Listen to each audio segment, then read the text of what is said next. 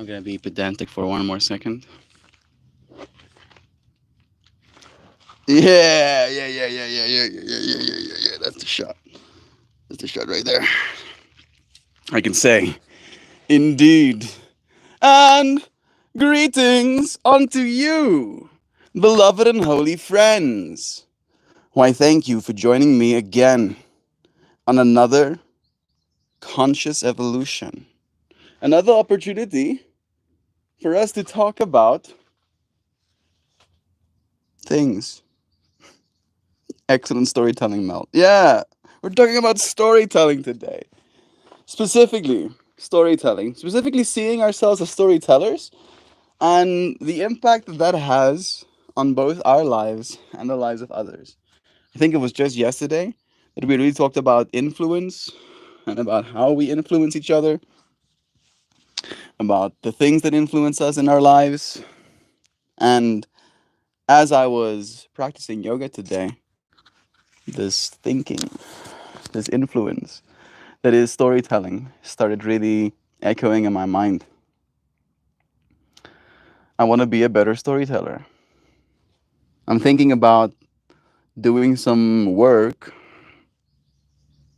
with that as an intention, all right? Making things specifically to tell a story. Coming up, brainstorming a concept, a idea, a feeling, in the same way I do with these stream topics. And then maybe sitting down with a language model or something like that to get something flushed out. Then sitting down and doing like a voiceover recording or a recording like this.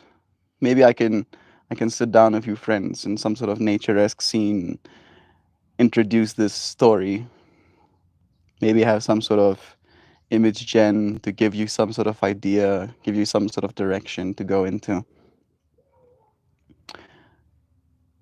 And I'm thinking about this, right? And I'm thinking about whether or not I want to do it. And I'm basically telling myself this story about wanting to do this.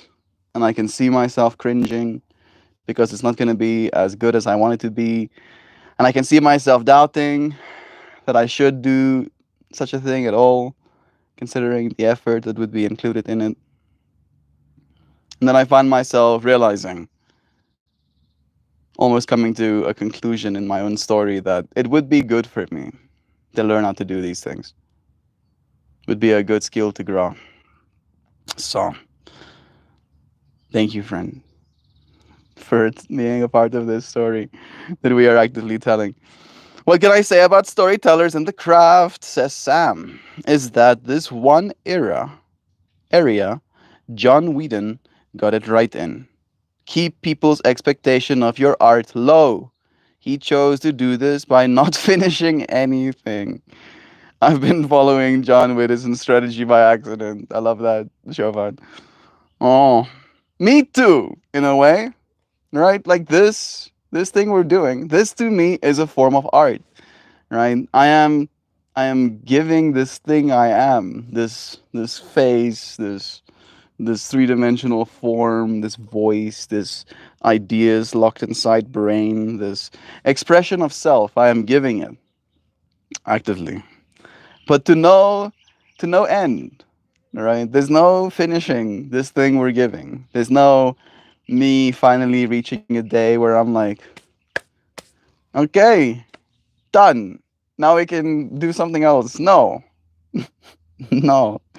So I do get Joss Whedon's strategy. It kind of checks out. Oh sweetheart, I'm so sorry. Dollhouse was a pain. I will never forget. Dollhouse. I'm guessing that's another story. Oh, stories. Stories. To tell a story. To tell a story that is captivating. Is it a facial expression thing? Right? Would it be different if I tell a story like this? In the beginning, there was so and such. Or if I go, in the beginning, there was so and such. Right? Right? So many different ways to tell stories. And I guess I'm wondering about the level of effort that I'm willing to apply. Because I think in applying a little bit more effort and getting good at storytelling, it will improve my storytelling when I don't have the capacity to apply a lot of effort. At least I think so. It might end up inevitably ruining my ability to tell stories. Even I might have too much story in my brain, and then in trying to convey something, I might get all flustered, or I end up buffering a bunch of informational backload that is relevant to what I'm trying to say, but I cannot say all of this informational backload in that moment.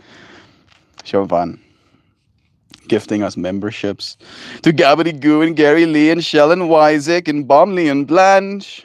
Thank you, Xiao, for blessing me with finances, for blessing our friends with memberships, for reminding me of how loved we are. I do appreciate that.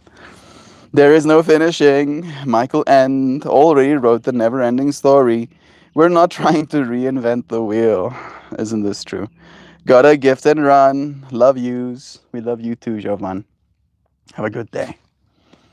It is absolutely cooking out here. It is befucking warm. You know what vara means? Vara means it's hot. And it's not supposed to be this hot. At least I don't think. Alright?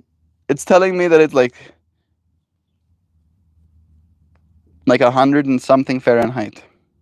Ooh, we might get some rain on Tuesday. I like that. I do like that. 13% humidity.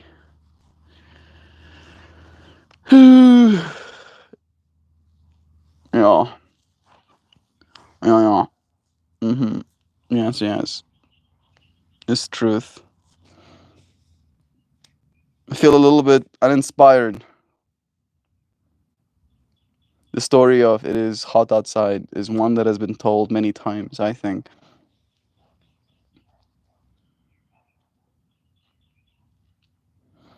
Seriously, telling stories face to face is about your presentation, both of the material and yourself. You have to do it in a way that personally engages the audience. I was thinking about that, Sam, right? Like, really thinking about that. I am a pretty,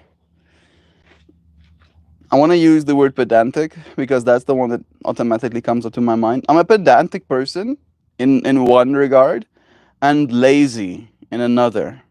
Maybe not lazy, maybe uh, routine based in another. And my routine usually only includes me getting ready for stream a little bit later in my day. And as a result, I am only to my own mind presentable after a certain point of time. And then by the time I am presentable, I am doing my yoga class, and then I'm doing this stream. And by the time this stream is done, so is the light for the most part. So I find myself almost gatekeeping my ability to make media by not being uh, presentable earlier in my day. So that could be one way for me to get good, get to a point where I can feel comfortable in telling a story. And then I want to agree with you as well, Sam, that if I'm going to do such a thing, I should set it up in a certain way. Maybe break up the story in its constituent parts, constituent into its separate parts, and then maybe even have different shots, right? Maybe for the first introduction of the story, I have one shot, and then for the main story, I have another shot, and then for the conclusion of the story, I have a third shot, and then of course, as these shots change, so does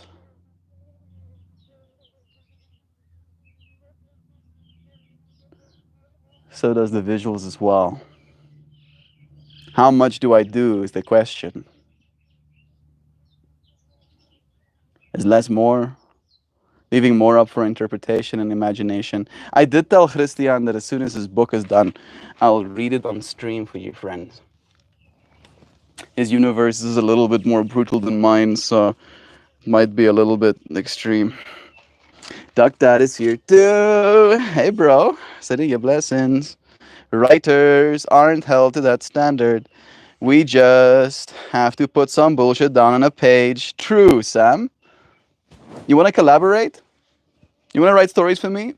And I can present them? You can even give me shot lists. You can like, weirdly enough, you can be director. Be like, do this, Melt.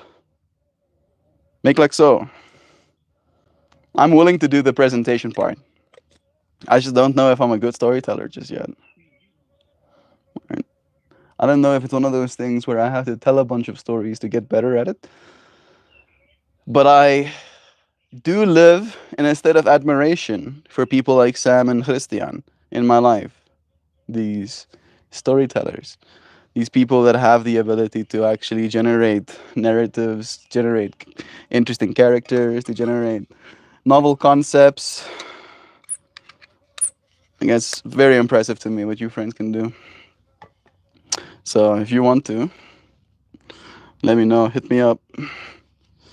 I want to use the word pedantic because that's the right one. Yeah, it's true. I do find myself pretty pedantic, it's truth. But I don't think I'd have it any other way. If I could choose to be pedantic or not pedantic, I would choose pedantic every time. And pedantic just means highly attuned to small details. Right? The fact that I set this shot up and I was at first in the middle, and it was like, yeah, this is fine. And then I looked at the shot on my secondary screen, and I surmised that no, it's not. It is in fact not fine. And I had to shift to more like a golden ratio, part of the frame. And then suddenly it's more fine, at least in my mind.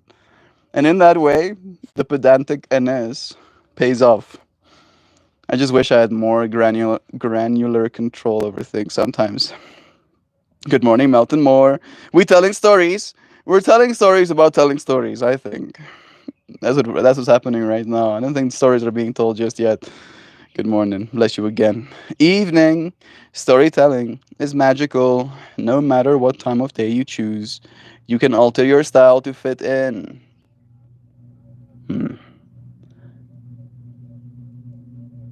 I only have so many pairs of clothing. But I don't know if that's what you mean, Sam. So there I was, barefooted and standing on the edge of a cliff with nothing more than an umbrella and a giant rubber band. Sounds like the start of a funny story. Melty calls me Duck Dad all the time. I always laugh. Did I call you Duck Dad again? Pojo? I'm sorry, bro. Think both of you have like crystallized into this like masculine representative in my brain. I do know who I'm talking to though, right? When I see Pojo, I'm like, yeah, lives in Florida, has turtles, wrestles alligators or whatever. There's an ant inspecting my toes right now, and a bee inspecting the bricks. Bro, you're making noise. Think your friends can mildly hear them, but not a lot. Here's the ant on me. Sorry for the foot shot. I'm probably on some sort of list now.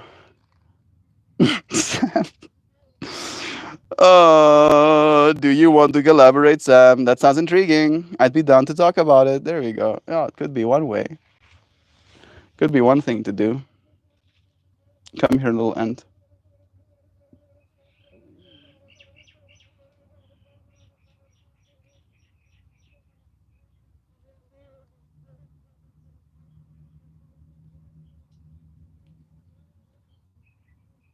The scale difference between me and this entity.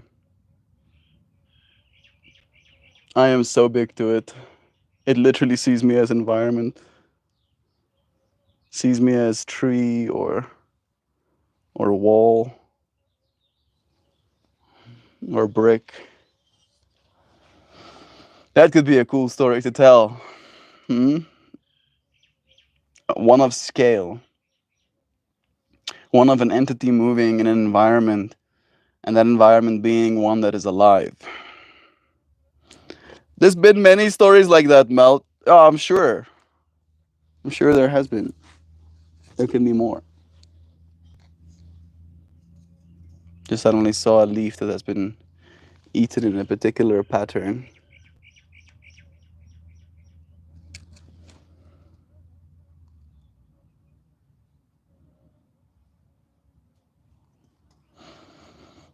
What story does it tell? What I mean by style is how you present it. How you dress up your evening space, how you act within it will be different than the daylight hours because it just will. Very true, Sam. I hear you. I hear you, Sam.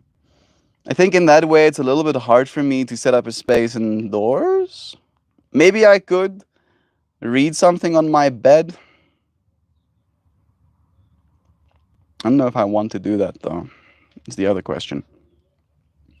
The low light and ambience can change the storytelling completely. Also true, but can also ruin the quality, right? Like low light and ambience is only really captured with big sensors. And the sensor on my cell phone is like that big. Just a little baby little sensor.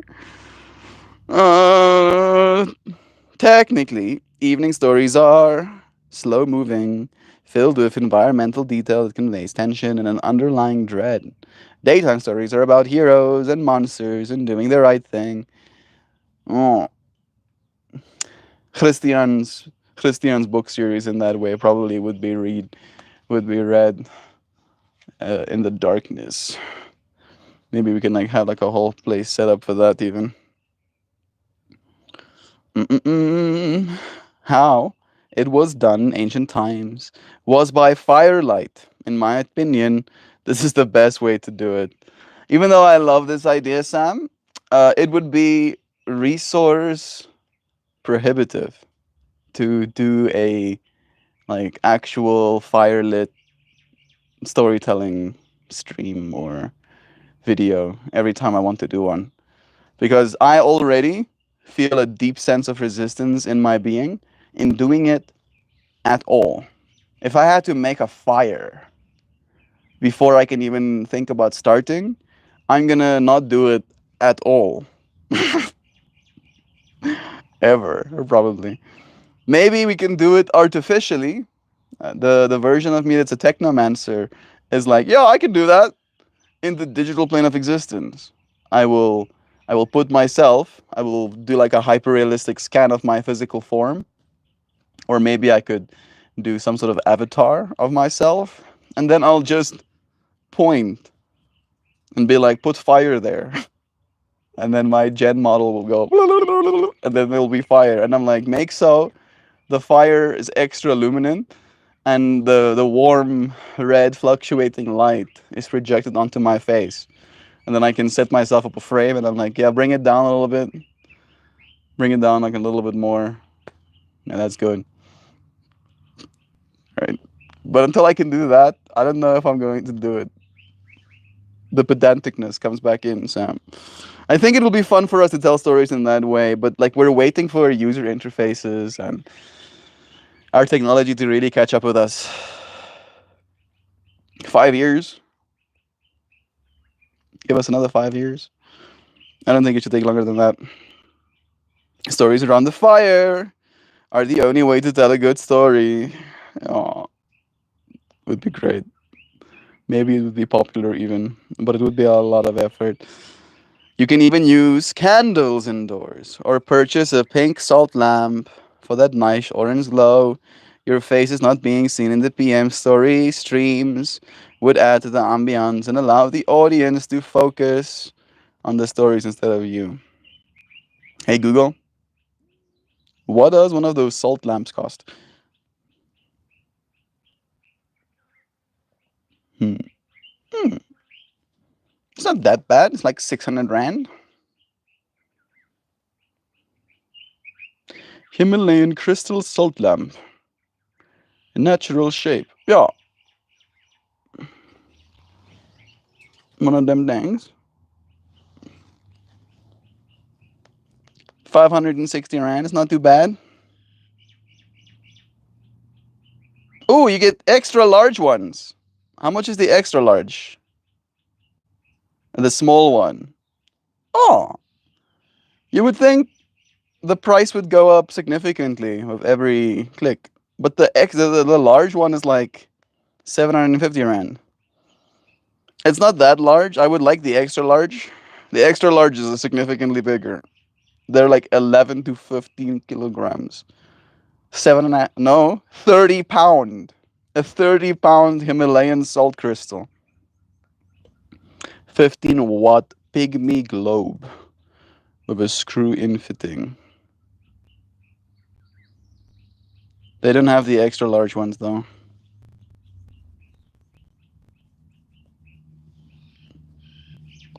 This large one is 16 pounds.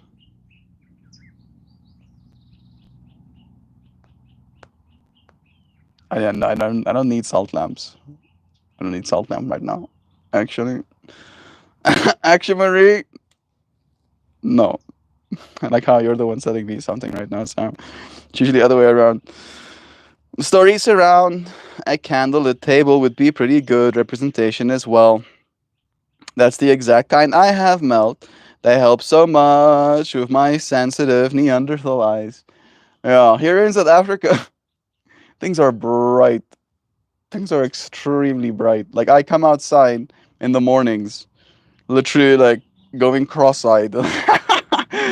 I wish I was joking, but I believe it helps. It helps, like, kickstart my neurons into being awake or whatever. It's like, yeah, I need to start paying attention. A table presentation should include a thick, crusty piece of bread, some fake grapes on a vine, and a nice goblet with bling on it. I like how you friends are like full of ideas. Maybe when I come to the States, we can build a studio or something. Because all of these are nice. I like these ideas you friends have. Big salt crystals are pretty cool. If you use the wrong type of light bulb, the rock will melt. Don't ask me how I know. Oh, I love that. Guess you screwed in the wrong light bulb. They did say it's a pygmy bulb. I didn't even know there is such a thing. Did I read that incorrectly? Is it pygmy? And click on link again.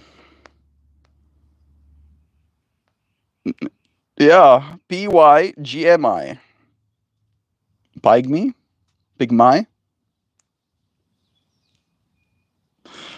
It is a certain type of lamp, I'm sure.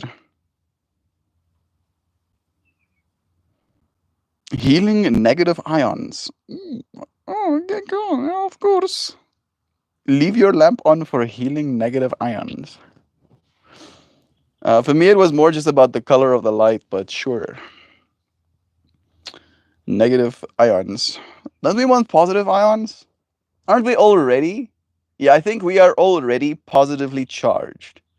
And then when we touch Earth, the Earth is mostly negatively charged. So there is an exchange of energy that happens. Thank you for taking some of my negative ions, Mr. and Mrs. Rocks. All right.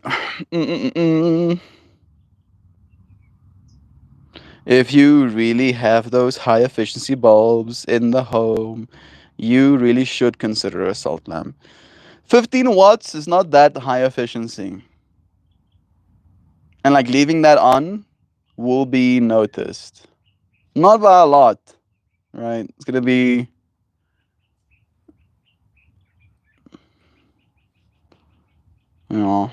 times.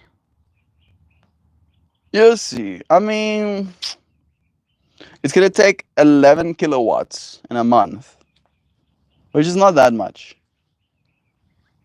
But we pay 4 rand 60, like 25 cents. We pay 25 cents for a kilowatt. So it will be, it's not that much. It'll be like an extra $2.50 for electricity. a month if I have it plugged in all the time. That's fine. This seems fine. Spending spending 20% of my income on a salt lamp. That's where I'm taking issue a little bit. I also don't have really a spot for it in my room right now. My room is really tiny. Maybe someday. I did see a really nice salt lamp recently, and I was drawn to it, and I was like, nice. What's this? But I don't know if I want one myself. The rock will melt. Joe, I'm asking, what in the fuck? Hey, Duck Dad is here. Bless you, bro. It's nice having you. My red pandas are convincing.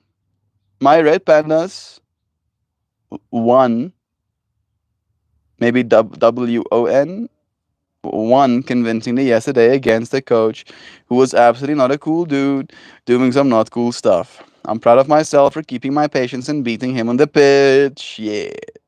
Show him how it's done, bro. Bless you. The heat, I guess. We had one in the living room and the bulb went out, so we just swapped it with a Robson bulb.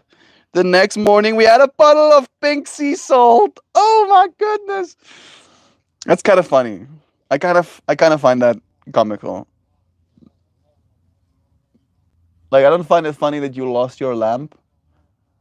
I just find the idea, the image of you waking up the next morning and where used to be a solid piece of crystal now is liquids.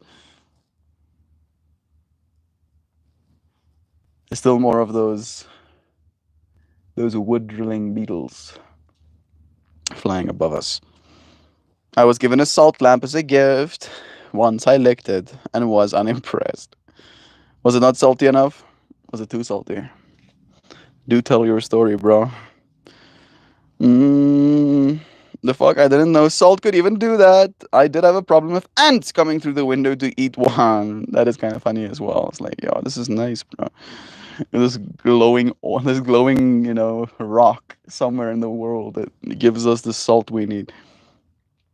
Oh, duh! Get a pink salt grinder to use in that kitchen. The taste compared to ionized or kosher is really tangy and bright. The entire thing didn't melt, but it was significantly changed and surrounded by goo. Duck, hell yeah, man, that's cool. It is indeed. Being a coach, being a guide to young ones is a massive responsibility, and it's very easy to do poorly.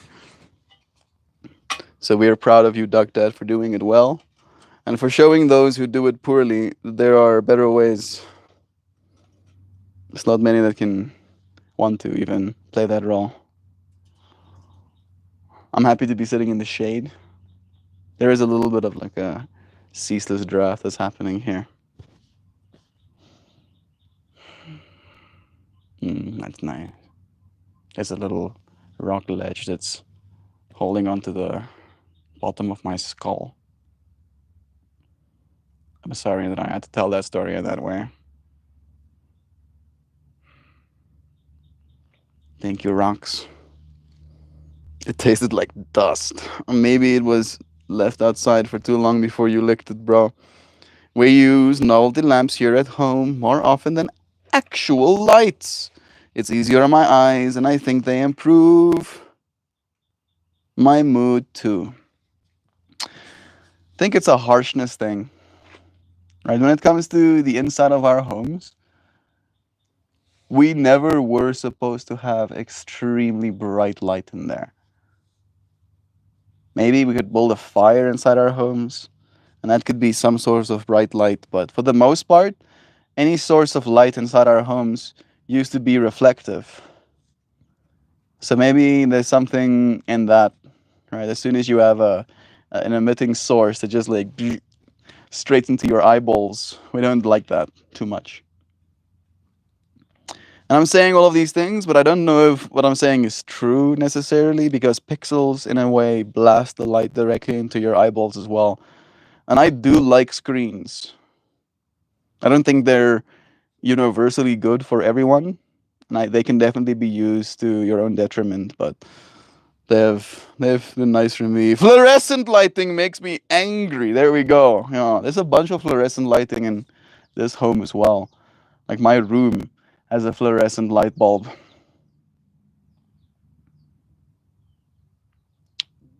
My previous room used to have one as well, but a smaller one. And that smaller fluorescent light bulb, I literally covered the one side of it. Like when I was laying on bed, I would cover the side that was shining towards me in tinfoil so that it would bounce away from my face before ever reaching me. So I get it. Hello to you, Zano. It's nice having you here, friend. Sending you blessings. I only like natural light inside. Hi. Hi to you. Dude, these kids did exactly what I wanted them to yesterday. It was amazing. My coaching stick and made all the difference for me yesterday. I was buzzing around town. Did you get any more compliments yet? I hope so. I think it's a harshness thing. Here in the US, employees use really bright and obtrusive overhead lighting, and I think putting that in a person's home makes them miserable because home feels like work. It's a hot take, Sam. I didn't consider it like that. I consider it more from a perspective of like wakefulness, right? Like the lighting we have in our homes promote wakefulness. And there is a certain rest that our homes are supposed to allow us. So if you are having this wakefulness, this harshness onto you ceaselessly, that over a long period of time will start to affect things, I'm sure. I usually can't read books in artificial light. In the sunlight, I can read a newspaper with no problem. It's kind of strange. Interesting. Do you have a hard time reading text on a screen in the same way? When I read comments, for example, when I read people's words or when I read titles, reading on a screen is relatively simple to me. But as soon as I have to start reading paragraph after paragraph after paragraph on a screen, that's where screen reading falls apart for me a little bit.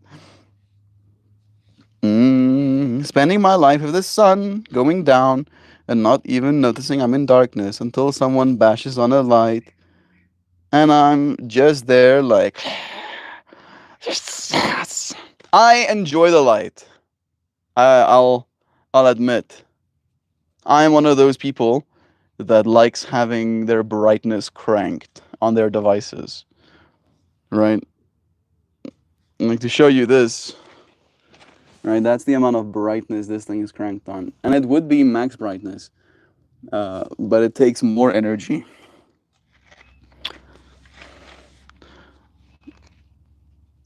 So I don't know if I'm the odd man out in this conversation.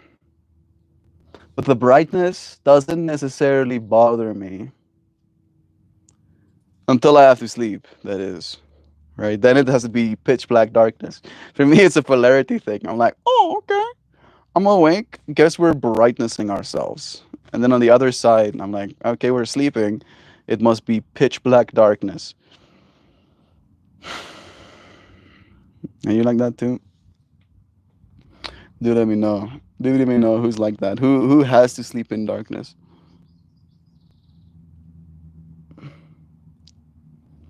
Hmm.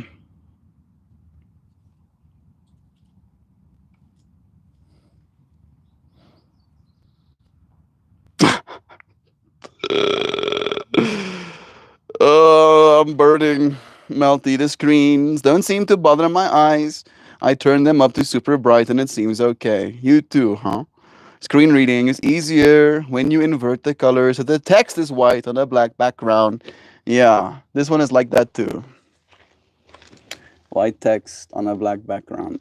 And it's also relatively comfortable for me to read them like that. Don't seem to bother my eyes. Yeah. The compliments from the other team's parents didn't happen this week. They were a bit pissed at me. But it was the Rick and Morty scene. Your boos mean nothing to me. As I've seen what makes you cheer. I do like that line. I've forgotten it. I forgotten that your boo means nothing. I've seen what makes you cheer. Must have darkness when slept. Must have darkness. Right. I'm happy I'm not the only one. I am so pedantic about that I will literally go and cover light emitting sources in my room with cloth, with towels, just to make sure there's no light. Like I will get up in the middle of the night realizing that there's been a source of light emitting in my room, and I will go and stop it. I'll be like, you stop that. You stop doing that right now. I have an interview at noon. Wish me luck.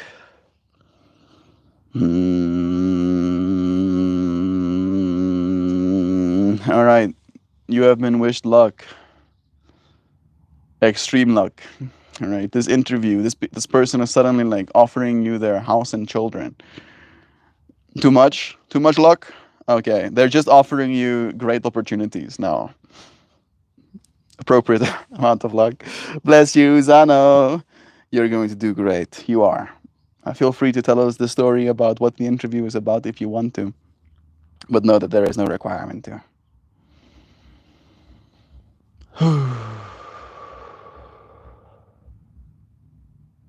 Taking a moment with you, friends, to be calm, to be present, to notice our hands, to notice our form. I am a body. What? I'm sorry if that was too loud. Sometimes the existential crisis hits. Sometimes a little bit. I am a body. One of the things that I consider a person is something that tells stories. So in that way, I'm a person as well. A storyteller.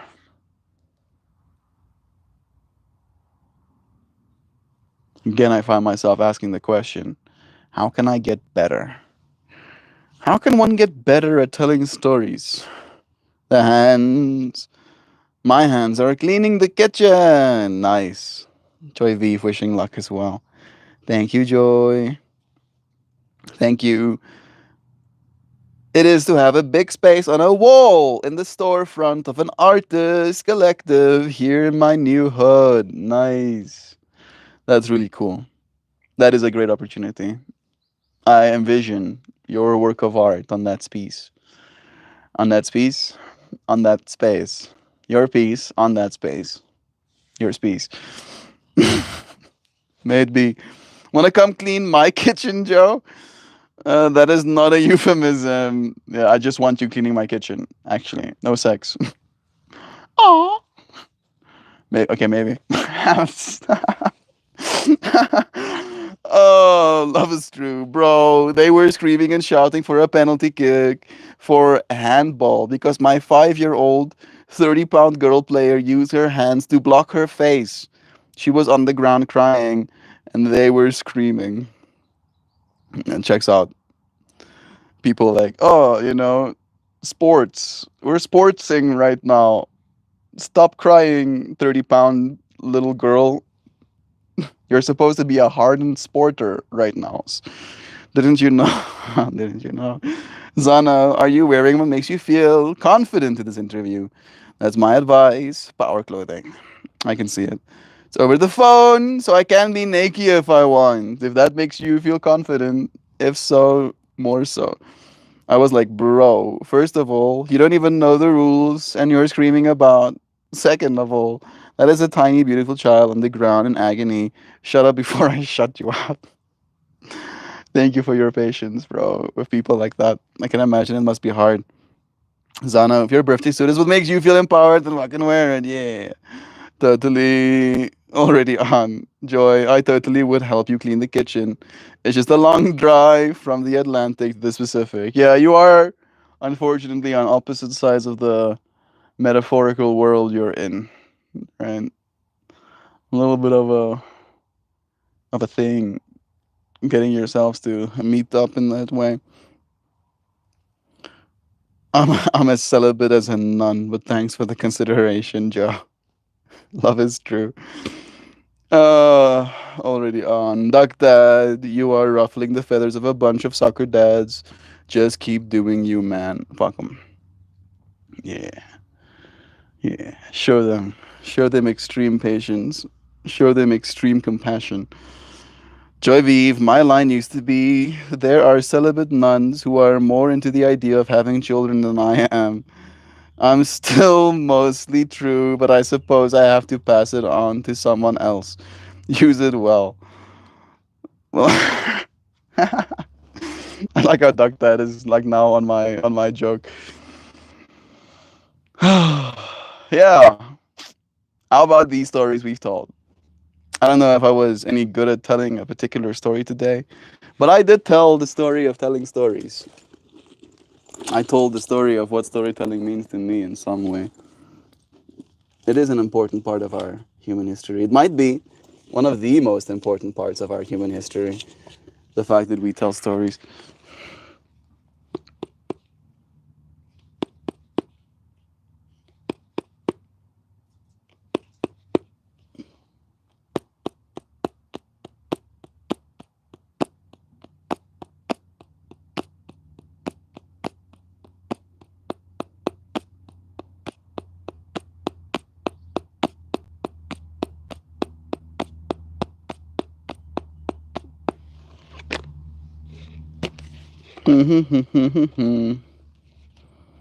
I am projecting all of my mental energies into this deck of cards right now. We took a turn somewhere, Joe. We were talking about cleaning kitchens. I think it was the not a euphemism, right? Like it would have been not taken as a euphemism until you said not a euphemism, and then the euphemism suddenly appeared, despite it not being supposed to, or whatever. Oh well, I guess it's not that long of a drive. We're still talking about kitchens, just not in the usual fashion, dear friends. All right, I'm going to pull one of these cards.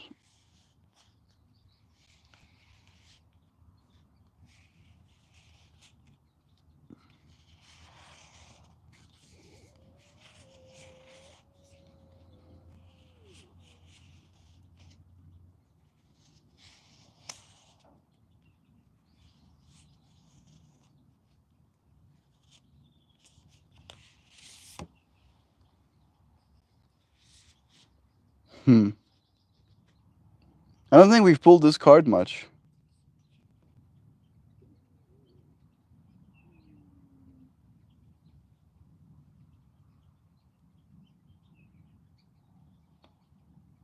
There's a lot of feathers. There is a snake on her head. There is feline, lion-esque energies flanking her. There seems to be some sort of portal, some sort of infrastructure, crescent moons, and triangles. Oh, yes. Yes, indeed. How are you being called to step up and lead? I have to go to work. Much love to you too. We love you, Duck Dad. We'll see you soon, bro. Orange? The snake on her head seems to have a twang of orange. The priestess, or just priestess. Priestess. We have not pulled this card many times before. She has a bunch of feathers on her. I have a feline screaming and pawing at me right now. Yeah, I'm being cold. He wants his brekkies. Look at them being like meow. Meow, meow, meow, meow, meow. Meow, meow, meow, meow, meow, meow, meow. Why do I not have food in my bowl yet? Perpsen, don't you know that you serve but one function in my world, and that's to make sure there is food in my bowl? Did you not know this? Let me remind you about the priestess. is a teacher dedicated to service. That's a tall order, instantly. Snakes symbolize healing in some cultures, being flanked by lions, possibly a sign of divine protection. The feathers might be ornamental. All of those energies are very relatable to me. I love snakes, I love burbs, and I'd consider myself a lion at least. Technically, my star sign is Taurus, Leo rising, but my archetype is lion energy. The way I see it is that my form is a lion, my spirit is a butterfly, and my sign is an ox or a Taurus, right? Bull energy. Make the meow wait. That is a very cool card. Happy that you're resonating with it. Let's read it again. The priestess is a teacher dedicated to service, freedom, and leadership. You don't need to have it all together to lead. In fact, it helps if you don't. No one wants a perfect angel who hasn't made a single mistake. Let your life be your message. Don't underestimate the power of sharing your story. What? What are the odds? Are you listening to me, deck of cards? Yeah. Don't underestimate the power of sharing your story. It is by hearing someone else's journey that we feel less alone, that we realize that we're actually all in this thing called life together. The difference between a follower and a leader is that a leader has the courage to go first. In stepping out, they shine a light on the path for others to venture forward too. Don't fret too much about trying to work out who your tribe is. Don't get stuck in age, income, hobbies, or occupation. The best way to discover your tribe is to look in the mirror. If you feel called to lead, chances are it is because at some point in your life you longed for someone to lead you. Your tribe are longing for exactly the same thing as you were and are, and might only be one step behind you. They might even be right alongside you right now. You don't need anyone's permission, just the courage to show up. Embrace your struggles, the peaks, the throws, the troughs. You don't need to know the way, just believe that there might be a different one. Your tribe is waiting for you. Step forward so they can find you. What a story. What a story we're telling by doing this, right? Like we have, whether we like it or not, become a part of each other's stories. We have become a part of each other's lives. We have influenced one another with our presence, with our willingness to show up in this way. I thank you, friends, for making a part of this story. Sea goats are majestic. The Capricorn horns, a sea goat, not a ram. I'm a Virgo too. I think I missed a few. He will wait for 15 more minutes, then it will be feeding time. No early feeding around here. I'm the only zodiac sign that isn't an animal. You said you put all of your mental energy into this deck, so it works. It's true. It's true. This deck does listen. It is an oracle deck after all. So it's supposed to. It's supposed to be kind of future telly. Or relevant to your future in that way.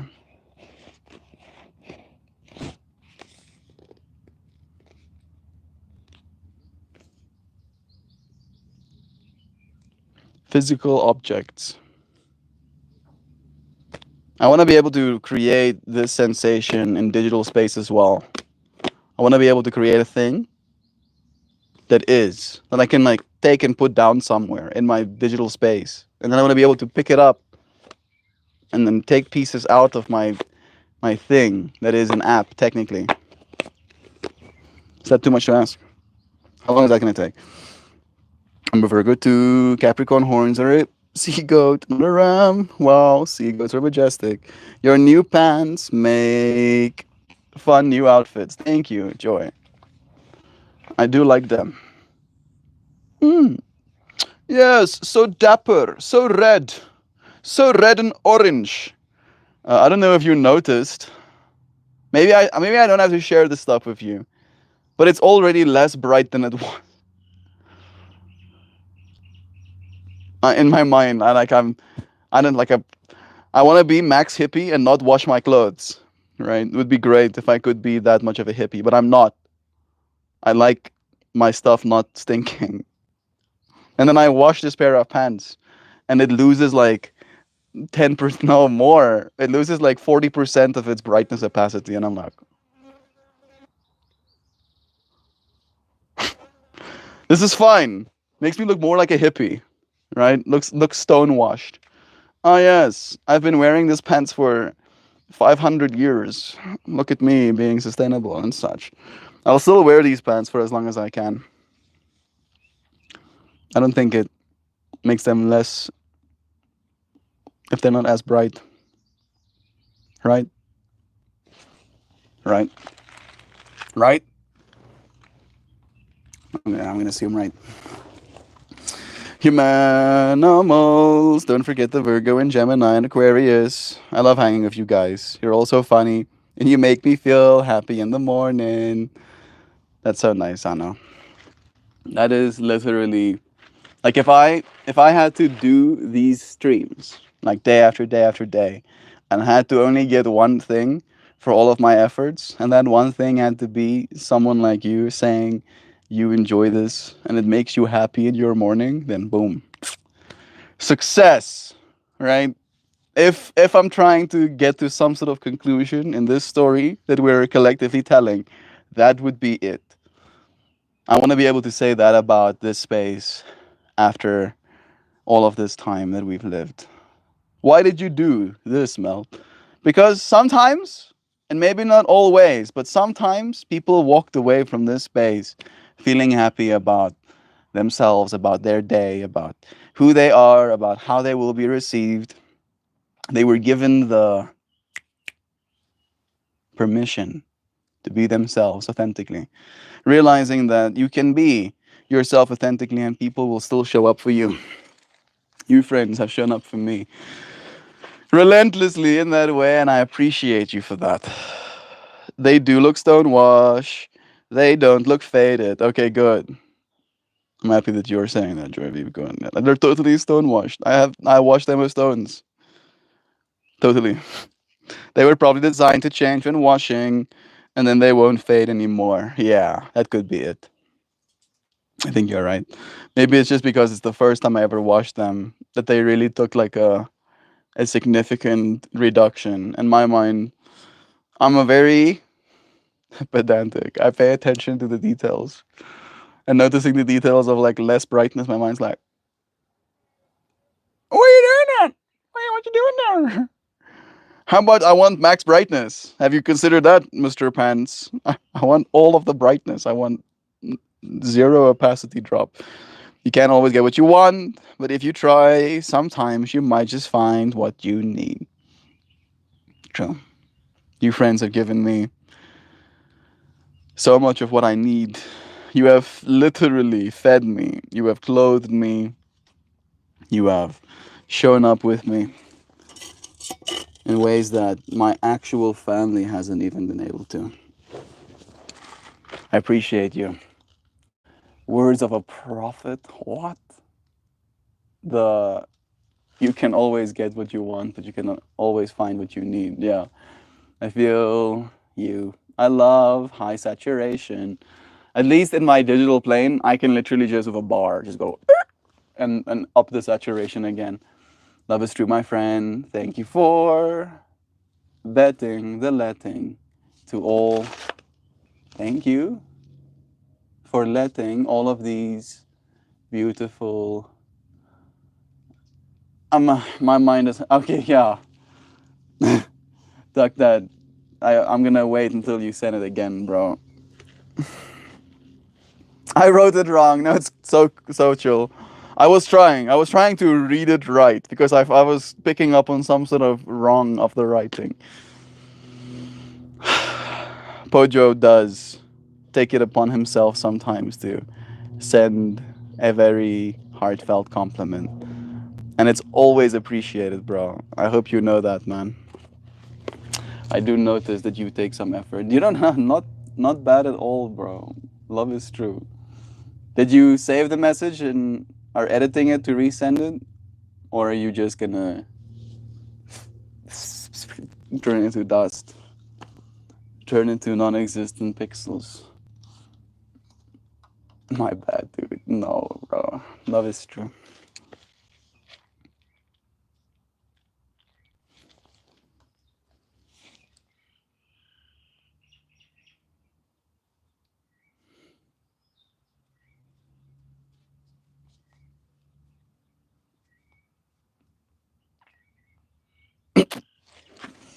I meant to say thank you for the consistency, brother.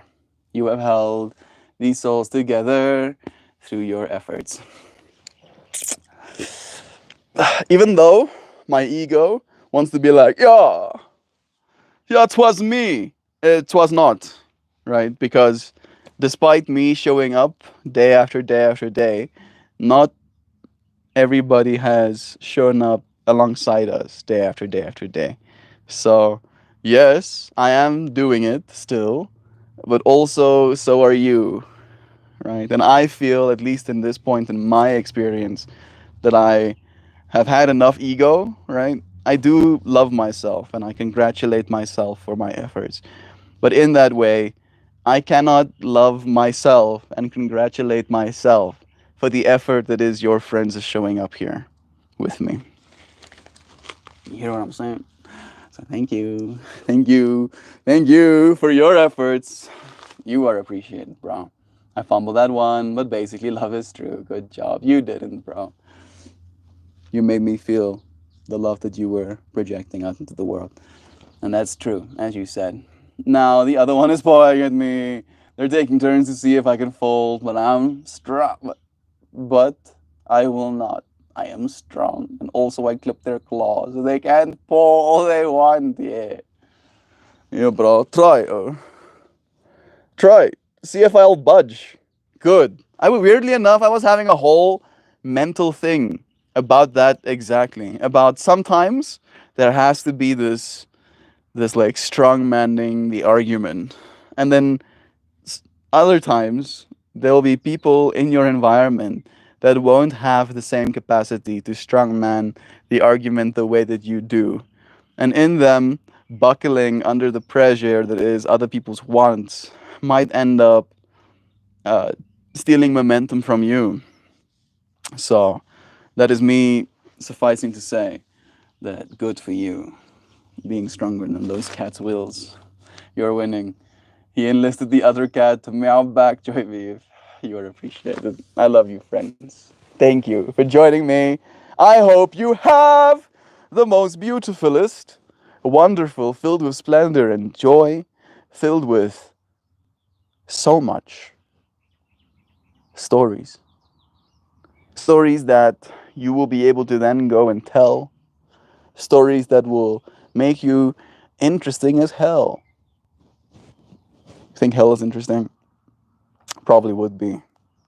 I'm guessing that if hell was a real place, it would probably be an infinity of its own as well. All right. Everybody gets their own unique hell. In the same way that everybody gets their own unique heaven. All right. And it is, at least in my mind, a matter of the story you tell throughout your life. All right. If you have been telling the story of love and kindness and compassion and acceptance of both yourself and those around you, then as you die, I believe that story perpetuates. And the same is true for the other side of that equation as well. I don't know where that came from, just suddenly. I mean, maybe a small little story to be told. I thank you, friends. I'll see you again tomorrow. Goodbye, everybody's. Until we do it again. I love you, friends.